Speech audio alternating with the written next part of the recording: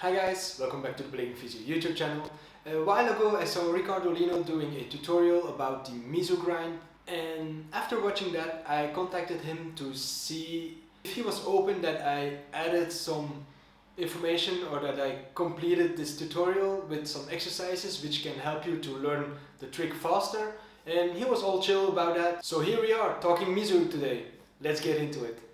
As you might know, I'm also a big fan of Acosta blades on YouTube, and I saw he has a video about the Mizu too, so I watched that video too.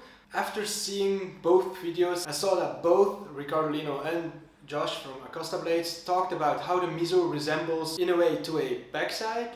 In order for you to be able to do a good Mizu, I think you should be able to do a good backside. A Mizu and the backside are a lot closer than to other soul tricks. A lot of people think that doing a soul grind and the Mizu are closer to what a backside is. But for me, mainly because of the stance. When I do a Mizu, I take my left foot in front and my right foot in the back. When I do a backside, I actually distribute the weight kind of like the same way. I didn't see it that way when I learned it. I first learned my Mizu and soul grinds, so I kind of felt safer that way, so I never thought about backsides, but I have to say it kind of makes a lot of sense. So after watching those videos and learning the trick myself, I have an idea of how I can help you guys with exercises that help you get that trick faster and to get more stability in that trick. So if you're gonna break down the Mizu, it kind of resembles to a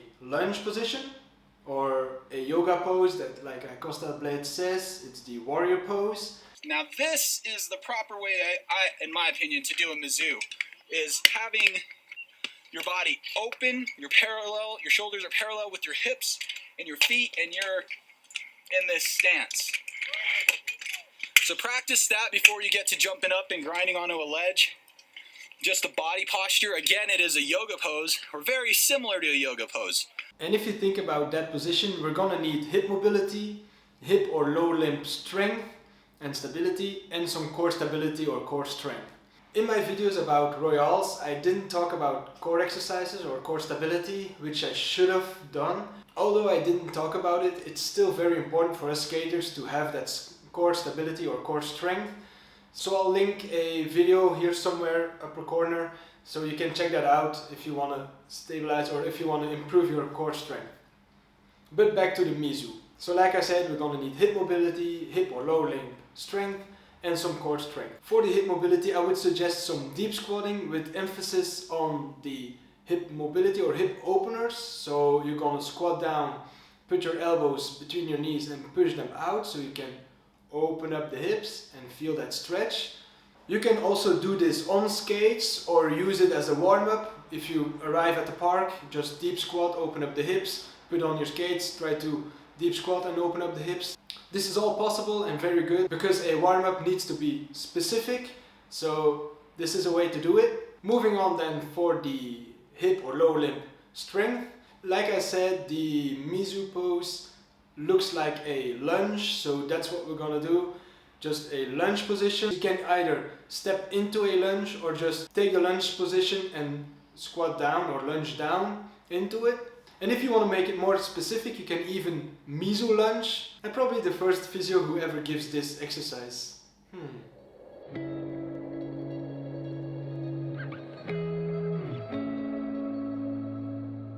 In these lunge exercises, you always want to keep your knee that is in front in the same line as your toes. This will also be important for the slide. So keep that knee in line of the toes, activate those glutes, and if you're able, you can also do this on skates. So once again, you can put it in your warm-up, so it's more specific before hitting this trick.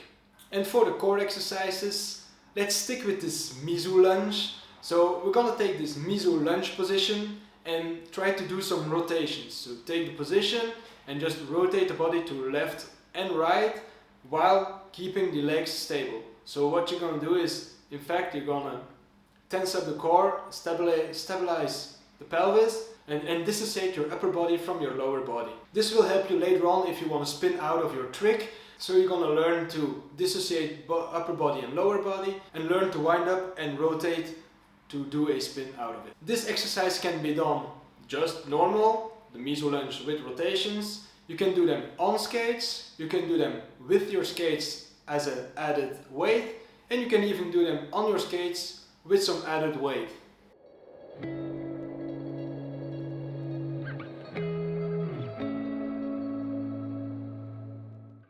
The most important part of this exercise is that the rotation is slow and controlled. So you're gonna tense up the core and just slowly control this movement while you keep the legs still.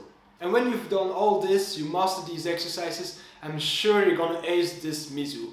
It's one of the basic tricks, but with this stability that you'll learn from these exercises, it will help you to keep the slide longer and even spin out of it whenever you're ready for it. But thanks to these exercises, your stability will be through the roof. So good luck with trying it out. Let me know in the comments if it worked out for you.